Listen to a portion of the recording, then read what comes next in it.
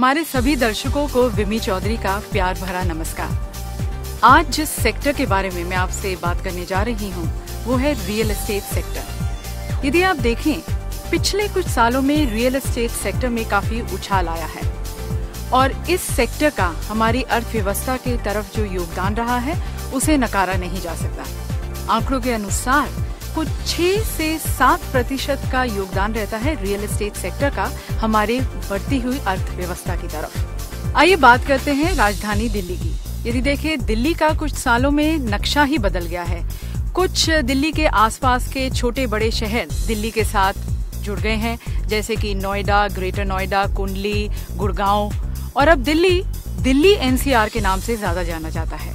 और दिल्ली के इस बदलते स्वरूप में यहाँ के रियल एस्टेट डेवलपर्स का बहुत बड़ा योगदान रहा है। तो आइए आपको मिलवाती हूँ आज एक ऐसे ही रियल एस्टेट डेवलपर से जिन्होंने पिछले कुछ 1-1.5 साल में अपना एक नाम, अपना एक मुकाम हासिल कर लिया है, और वो है अर्थ इंफ्रास्ट्रक्चर्स लिमिटेड। ये है अर्थ इंफ्रास्ट्रक्चर्स लिमिटेड का रजिस्टर्ड ऑफिस और एड्रेस है 26 Pusa road, Karol Bagh metro station के ठीक नीचे। जैसे कि आप देख सकते हैं, मेट्रो स्टेशन के बहुत पास होने के कारण ये दिल्ली के हर कोने से जुड़ा हुआ है और यहाँ पर पहुँचना बहुत आसान है।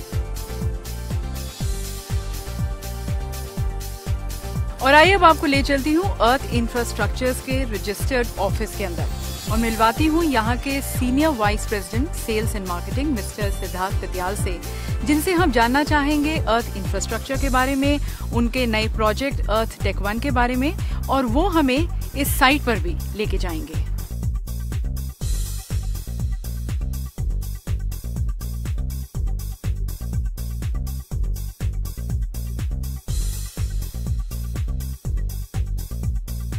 विमी जी, अब हम यहाँ करोल बाग मेट्रो स्टेशन से साइट की तरफ जा रहे हैं।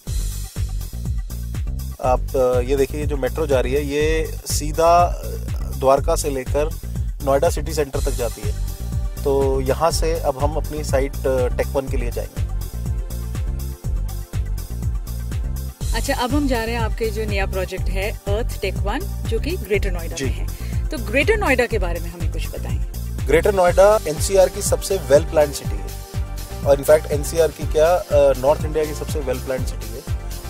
ये मास्टर ट्रैफिक प्लान के हिसाब से बनाई गई है, जिसका मतलब कि आने वाले 20-25 साल में कितनी यहाँ पे ट्रैफिक की आवाजाही रहेगी, उसके हिसाब से ग्रेटर नोएडा को पूरी तरीके से greater Noida industrial development authority द्वारा डिज़ाइन किया गया है। प्लस ग्रेटर नोएडा एक ही ऐसा एनसीआर का रीजन है जिसमें बहुत सारे एक्सप्रेस वेज लगते हैं। जैसे कि जिस एक्सप्रेस वे पे इस समय हम जा रहे हैं, इसका नाम है गौतम बुद्ध एक्सप्रेस वे, और गौतम बुद्ध एक्सप्रेस वे आपका अमेठी चौक से शुरू होता है और परी चौक पे जाके ख़त्म होता है। 6 लेन हाईवे, इससे कनेक्ट होता है आपका यमुना एक्सप्रेस वे, जो कि 160 किलोमीटर लंबा है और आपको ग्रेटर नोएडा से आगरा 2 घंटे में पहुंचाता है, जो फिलहाल आप डिस्टेंस फरीदाबाद के रास्ते कोई 4 से 5 घंटे में कवर कर रहे हैं। ये 8 लेन है।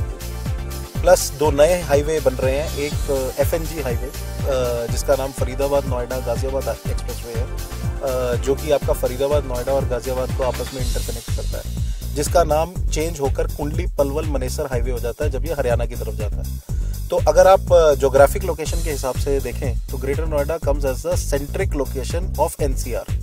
आने वाले 3 से 4 साल में ये बिल्कुल सेंट्रिक लोकेशन हो जाएगा। प्लस यहाँ पे जितने भी सेक्टर्स हैं, यहाँ पे सेक्टर्स के नंबर्स नहीं नाम होते हैं, जैसे Tech Zone, Gamma, Alpha, Beta, आपका Knowledge Park 1, Knowledge Park 2, Knowledge Park 3, ये बड़े वेल प्लान्ड सेक्टर्स हैं। इंस्टीट्यूशनल सेक्टर्स अलग हैं, इंडस्ट्रियल सेक्टर्स अलग है, रेजिडेंशियल सेक्टर्स अलग है।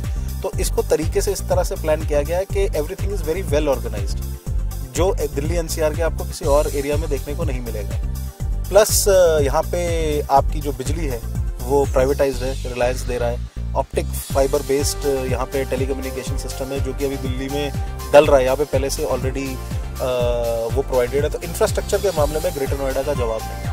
आने वाले कुछ सालों में मैं ये कह सकता हूँ, जब यहाँ पे बसावट पूरी हो जाएगी, तो जिस तरह का infrastructure greater Noida industrial development authority ने यहाँ पे क्रिएट किया है, ऐसा इंफ्रास्ट्रक्चर आपको पूरे नॉर्थ इंडिया में या इंडिया में देखने को नहीं मिलेगा।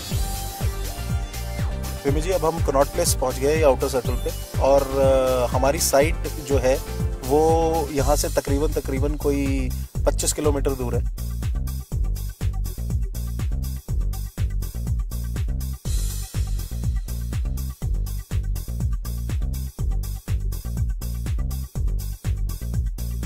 यहाँ से 12 खंबा रोड होते हुए हम अपनी साइट पे पहुंचेंगे।